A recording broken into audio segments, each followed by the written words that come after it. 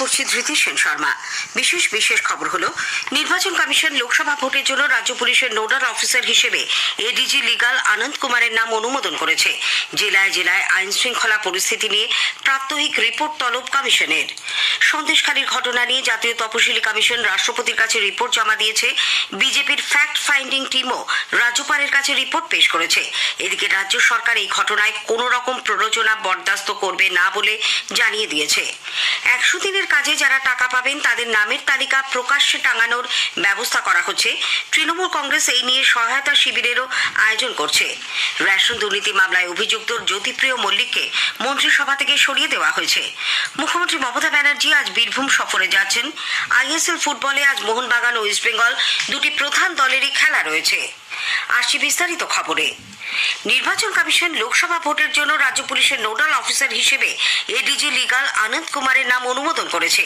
এর আগে নির্বাচনগুলিতে এই দায়িত্ব ছিল রাজ্য পুলিশের এডিজি আইন শৃঙ্খলার উপরে। কমিশন সূত্রে জানা গেছে, 2 দফায় মোট 6 জন পুলিশ আধিকারিকের নাম পাঠানো হয়েছিল। তার মধ্যে থেকে আনন্দ কুমারকে নোডাল অফিসার হিসেবে বেছে নেওয়া হলো। রাজ্য পুলিশের বাহিনী মোতায়েন, আধিকারিকদের বদলি সহ সমস্ত বিষয়ে তিনি দেখভাল করবেন।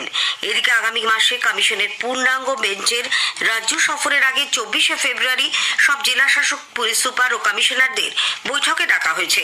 মুখ্য নির্বাচনী আধিকারিক আরিজ আফতাবের কার্যালয়ের পক্ষ থেকে এ খবর জানানো হয়। শ্রী আফতাব গতকাল এক ভার্চুয়াল বৈঠকে নির্বাচনের প্রস্তুতি খতিয়ে দেখেন। ওই বৈঠকে জেলায় জেলায় আইন শৃঙ্খলা পরিস্থিতি নিয়ে নির্বাচন কমিশন প্রাত্যহিক রিপোর্ট তলব করেছে।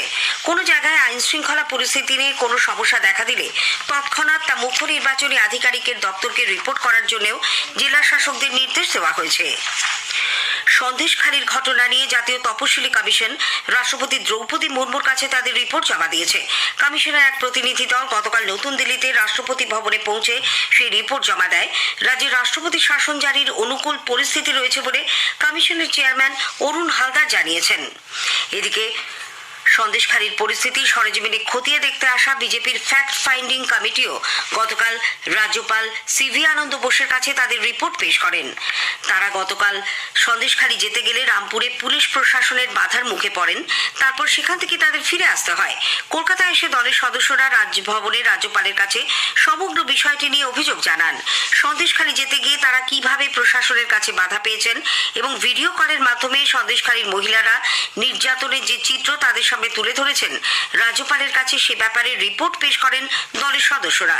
ফ্যাক্ট ফাইন্ডিং দলের অন্যতম সদস্য কেন্দ্রীয় প্রতিমন্ত্রী অন্নপূর্ণা দেবী সাংবাদিকদের বলেন, ঘটনা নিয়ে যাবতীয় রিপোর্ট তারা বিজেপির কেন্দ্রীয় নেতৃত্বের কাছেও পেশ করবেন এবং রাষ্ট্রপতির সঙ্গেও দেখা করবেন।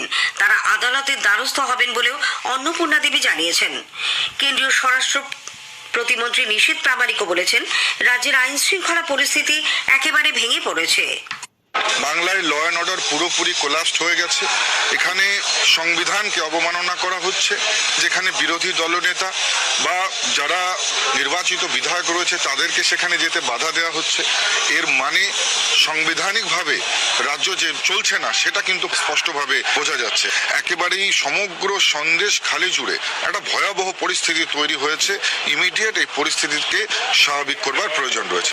রাজ্য যদি এই বিষয়কে সামলাতে না পারে, শেখ শাহজাহান বা যারা অপকর্ম করেছে, যারা দুষ্কর্ম করেছে, এই সমস্ত ক্রিমিনালদেরকে যদি খুঁজতে না পারে, পরিস্থিতি স্বাভাবিক করবার জন্য রাজ্যের যদি মনে হয় কেন্দ্রের সহায়তার প্রয়োজন আছে, কেন্দ্র পুরোপুরি প্রস্তুত আছে, কেন্দ্রের সেন্ট্রাল ফোর্স পুরোপুরি প্রস্তুত আছে রাজ্যকে সহায়তা করবার জন্য। বিজেপির ফ্যাক্ট ফাইন্ডিং টিমের পর সন্দেশখালী যাওয়ার পথে রামপুরে পুলিশি বাধার মুখে পড়তে হয় প্রদেশ কংগ্রেস সভাপতি অধীর চৌধুরীর নেতৃত্বে কংগ্রেসের প্রতিনিধি দলকেও। বেশ কিছুক্ষণ পুলিশের সঙ্গে ধস্তাধস্তির পর রাস্তায় বসে পড়ে বিক্ষোভ দেখাতে থাকেন অধীরবাবু, আশুতোষ চট্টোপাধ্যায় সহ কংগ্রেস নেতৃবৃন্দ এবং দলীয় কর্মী সমর্থকেরা। বেশ কিছুক্ষণ অবস্থান বিক্ষোভ চলার পর কংগ্রেস কর্মীরা সেখান থেকে ফিরে আসেন। অধীরবাবু অবশ্য বলেছেন তারা আবার সন্দেশখালী যাবেন। সাংবাদিকদের তিনি বলেন, সন্দেশখালী যদি নিষিদ্ধ এলাকায় হয়ে থাকে তাহলে মুখ্যমন্ত্রীর উচিত তা ঘোষণা করা। কি এমন হয়েছে সন্দেশখালীতে যে বাইরের মানুষের জন্য সন্দেশখালী অবরুদ্ধ? সন্দেশখালী কি নিষিদ্ধ এলাকা? সেটা বাংলার মুখ্যমন্ত্রী আপনি ঘোষণা করছেন না কেন? এখানকার পঞ্চায়েত সমিতি, জেলা পরিষদ, সরকার, MLA, MP সব আপনাদের। আপনারা জানতেন না যে সন্দেশখালীতে এই ঘটনা হয়? অন্যদিকে রাজ্য সরকার সন্দেশখালীর ঘটনায় কোনো রকম প্ররোচনা বা উস্কানি বরদাস্ত করবে না বলে স্পষ্ট জানিয়ে দিয়েছে। রাজ্যের মন্ত্রী শোভনদেব চট্টোপাধ্যায় সাংবাদিকদের বলেন, আমাদের সরকারের একটাই বক্তব্য, যে এলাকায় এত আগুন জ্বালানো হলো, পোল্ট্রি পুড়িয়ে দেওয়া হলো, বাড়িতে আগুন লাগিয়ে দেওয়া হলো, আর কোনো উস্কানিমূলক ব্যবস্থা ওখানে যদি কেউ না নিতে পারে, শান্তি ফিরিয়ে আনতে হবে এবং মানুষকে জাস্টিস দিতে হবে, দুটোই একসঙ্গে করতে হবে। এলাকার শান্তি ফিরিয়ে আনতে হবে এবং যাদের বঞ্চিত করেছে, যাদের জোর করে জমি কেড়ে নেওয়া হয়েছে, তারা যাতে রিলিফটা পায়, এটা তো সরকারকে বা দলকে দেখতে হবে, আমাদের দেখতে হবে। ওখানে গিয়ে নতুন করে উস্কানি দেওয়ার কোনো সুযোগ দেওয়া হবে না।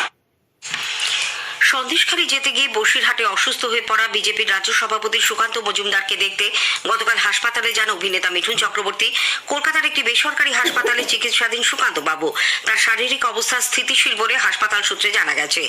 এদিকে সুকান্ত মজুমদারের আরোগ্য কামনায় বিজেপির ডায়মন্ড হারবার সাংগঠনিক জেলার কর্মী সমর্থকেরা গতকাল বাখরাহাটে বড় কাছারি মন্দিরে পুজো দেন। 100 দিনের কাজ নিয়ে দলকে নতুন নির্দেশ দিয়েছেন তৃণমূল কংগ্রেসের সর্বভারতীয় সাধারণ সম্পাদক অভিষেক বন্দ্যোপাধ্যায়। দলীয় নেতৃত্বের সঙ্গে গতকাল এক ভার্চুয়াল বৈঠকে তিনি জানান, 100 দিনের কাজ সংক্রান্ত সহায়তা শিবির তৈরি করতে হবে। সেই শিবির 8 দিন ধরে চলবে। সেখানে 100 দিনের কাজ নিয়ে সাধারণ মানুষকে সচেতন করার কাজ চলবে। এদিকে 100 দিনের টাকা যারা পাবেন তাদের নামের তালিকা প্রকাশ্যে টাঙানোর ব্যবস্থা করা হচ্ছে, যাতে স্বচ্ছতা নিয়ে কোনো প্রশ্ন না ওঠে। সেই টাকা দেওয়ায় যাতে কোনো রকম স্বজন পোষণ বা দুর্নীতির অভিযোগ না পাওয়া যায়, তাই তালিকা প্রকাশ্যে দেওয়ার কথা ঘোষণা করা হয়েছে। রাজ্যের পঞ্চায়েত দপ্তর থেকে এই মর্মে একটি নির্দেশিকা জারি করা হয়। তাতে বলা হয়েছে, প্রতিটি গ্রাম পঞ্চায়েতের কার্যালয়ের বাইরে টাঙানো থাকবে ওই টাকা প্রাপকদের তালিকা। কারা কারা টাকা পাচ্ছেন, কত টাকা করে পাচ্ছেন, কোন গ্রাম পঞ্চায়েতে তাদের বাড়ি, তা তালিকায় স্পষ্ট লেখা থাকবে। এরকম প্রত্যেকটি গ্রাম পঞ্চায়েতে এমন তালিকা দিয়ে 100টি করে হোর্ডিং টাঙানো হবে, যাতে প্রত্যেকের তা চোখে পড়ে। সব জেলা শাসককে পঞ্চায়েত দপ্তর থেকে এই নির্দেশিকা পাঠিয়ে দেওয়া হয়েছে। তাদের আরো জানানো হয়েছে, 1 মার্চ 24,50,000-এর বেশি জব কার্ডধারীর ব্যাংক অ্যাকাউন্টে টাকা পাঠিয়ে দিতে হবে। প্রত্যেকের অ্যাকাউন্টে একসঙ্গে টাকা পৌঁছবে। তালিকার পাশাপাশি কন্ট্রোল রুম খোলারও ব্যবস্থা করেছে পঞ্চায়েত দপ্তর। কেন্দ্রীয় সরকারের প্রশংসিত এই রাজ্যের স্বচ্ছ ভারত মিশনের কাজ অন্য রাজ্যের সামনে তুলে ধরতে সরকার বিশেষ উদ্যোগ নিয়েছে। এর অঙ্গ হিসেবে রাজ্যের পঞ্চায়েত ও গ্রামোন্নয়ন দপ্তরের কয়েকজন আধিকারিক উত্তরপ্রদেশে যাবেন। মিশনের অধিকর্তা সন্তোষ গুব্বির নেতৃত্বে প্রতিনিধি দলটি দুদিনের এক আলোচনা সভায় বাংলায় এই প্রকল্পের কাজের অগ্রগতি সম্পর্কে অবহিত করবেন। উল্লেখ্য, সম্প্রতি কেন্দ্রীয় জলশক্তি মন্ত্রকের প্রধান সচিব বিনি মহাজন রাজ্যে এসে প্রকল্পের কাজ নিয়ে সন্তোষ প্রকাশ করেন। স্থানীয় সংবাদ শুনছেন আকাশবাণী কলকাতা কেন্দ্র থেকে। রেশন দুর্নীতি মামলায় অভিযুক্ত জ্যোতিপ্রিয় মল্লিককে মন্ত্রিসভা থেকে সরিয়ে দেওয়া হয়েছে। তার হাতে থাকা বন দপ্তরের দায়িত্ব স্বাধীন দায়িত্বপ্রাপ্ত প্রতিমন্ত্রী বীরবাহা হাসদাকে দেওয়া হয়েছে। অন্যদিকে জ্যোতিপ্রিয় মল্লিকের হাতে থাকা পাবলিক এন্টারপ্রাইজ এবং শিল্প পুনর্গঠন দপ্তরের দায়িত্ব পেয়েছেন মন্ত্রী পার্থ ভৌমিক। মুখ্যমন্ত্রীর নির্দেশে রাজ্যপাল সিভি আনন্দ বোস গতকাল মন্ত্রিসভায় রদবদল করেন বলে রাজভবন থেকে জারি করা এক বিজ্ঞপ্তিতে জানানো হয়েছে। উল্লেখ্য, সরকারিভাবে গতকাল এই রদবদল ঘোষণা করা হলেও মুখ্যমন্ত্রীর নেতৃত্বে রাজ্য মন্ত্রিসভার বৈঠকে আগেই এই সিদ্ধান্ত গৃহীত হয়েছিল। উচ্চ প্রাথমিকের শিক্ষক নিয়োগের ক্ষেত্রে যারা মামলা করছেন তাদের জন্য শূন্যপদ সরিয়ে রেখে নিয়োগ প্রক্রিয়া শুরু করা যায় কিনা কলকাতা হাইকোর্ট সেই প্রশ্ন তুলেছে। বিচারপতি তপব্রত চক্রবর্তীর ডিভিশন বেঞ্চে গতকাল উচ্চ প্রাথমিকে নিয়োগ দুর্নীতি মামলা শুনানির সময় বিচারপতি এ বিষয়ে প্রশ্ন করেন। আগামী 28শে ফেব্রুয়ারি মামলার পরবর্তী শুনানির দিন মোট কতজন মামলাকারী আছেন সেই তথ্য স্কুল সার্ভিস কমিশন এসএসসি-কে জানাতে বলা হয়েছে। পদ শূন্য রেখে আদৌ নিয়োগ সম্ভব কিনা সে ব্যাপারে মামলাকারীদের আইনজীবীরাও তাদের বক্তব্য পেশ করতে পারবেন। এসএসসির চেয়ারম্যান সিদ্ধার্থ মজুমদার বলেছেন, কত মামলা আছে এবং কত মামলাকারীর সংখ্যা তা নির্ণয়ের কাজ শুরু হয়েছে। উল্লেখ্য, প্রায় 8 বছর উচ্চ প্রাথমিকে নিয়োগ প্রক্রিয়া আটকে রয়েছে। বর্তমানে প্রায় 13,000 শিক্ষক পদ শূন্য। এদিকে রাজ্যে প্রাথমিক স্কুলগুলিতে নিয়োগের ক্ষেত্রে জেলা ভিত্তিক কাউন্সেলিংয়ের পর এবার শুরু হতে চলেছে রাজ্য ভিত্তিক কাউন্সেলিং। আগামী 21 থেকে 24শে ফেব্রুয়ারি বিধাননগরে প্রাথমিক শিক্ষা পর্ষদের অফিসে এই কাউন্সেলিং চলবে। প্রাথমিকে নিয়োগ দুর্নীতি মামলায় ধৃত প্রাথমিক শিক্ষা পর্ষদের অপসারিত সভাপতি মানিক ভট্টাচার্যের ছেলে সৌভিক ভট্টাচার্য সুপ্রিম কোর্টে জামিন পেয়েছেন। শীর্ষ আদালতের 2 বিচারপতি বেলা ত্রিবেদী ও পঙ্কজ মিথিলের ডিভিশন বেঞ্চ গতকাল সৌভিককে এই জামিন মঞ্জুর করেন। প্রাথমিকে নিয়োগ দুর্নীতি মামলায় ইডি যে চার্জশিট পেশ করে তার মধ্যে মানিকবাবুর স্ত্রী শতরূপা ও সৌভিকেরও নাম ছিল। এই দুর্নীতির টাকা তাদের অ্যাকাউন্টেও ঢুকেছিল বলে ইডির দাবি।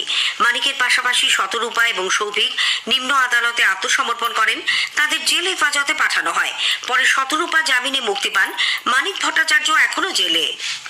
মুখ্যমন্ত্রী মমতা ব্যানার্জি উচ্চ মাধ্যমিক পরীক্ষার্থীদের কথা মাথায় রেখে তার বীরভূম সফরসূচিতে সামান্য রদবদল করেছেন। আজ বিকেলে তিনি বিশেষ বিমানে কলকাতা বিমানবন্দর থেকে অন্ডালের উদ্দেশ্যে রওনা দেবেন। অন্ডাল থেকে সড়ক পথে যাবেন বোলপুরে। সেখানকার সার্কিট হাউসে অথবা রাঙাবিতান পর্যটন কেন্দ্রে রাত্রি যাপনের পর রবিবার মুখ্যমন্ত্রী সিউড়িতে জেলা প্রশাসনের পদস্থ আধিকারিকদের সঙ্গে বৈঠক করবেন। এরপর প্রশাসনিক সভা করবেন জেলা সদর সিউড়ির চাঁদমারি মঠে। সেখানে শান্তিনিকেতনে বাউল বিতানেরও উদ্বোধন করবেন তিনি। যুব ভারতী ক্রীড়াঙ্গনে আজ Mohun Bagan super giant north east ইউনাইটেডের মুখোমুখি হবে। খেলা শুরু হবে বিকেল 5টায়। আইএসএল ফুটবলে মোহনবাগান 13 ম্যাচে 26 পয়েন্ট নিয়ে লীগ তালিকার তৃতীয় স্থানে। হায়দ্রাবাদের গাছিবাউলি স্টেডিয়ামে আজ আইএসএল এর দ্বিতীয় ম্যাচে ইস্টবেঙ্গল হায়দ্রাবাদ এফসির মুখোমুখি হবে। খেলা শুরু সন্ধ্যে 7:30টায়। ইডেনে বাংলা ও বিহারের মধ্যে রঞ্জি ট্রফি ক্রিকেটে বাংলা প্রথম ইনিংসে 16 রানে এগিয়ে। গতকাল প্রথম দিনে টসে জিতে ব্যাট করে বিহারের প্রথম ইনিংস 95 রানে শেষ হয়। জবাবে ব্যাট করতে নেমে বাংলা প্রথম ইনিংসে দিনের শেষে 2 উইকেটে 111 রান করে। স্থানীয় সংবাদ শেষ হলো।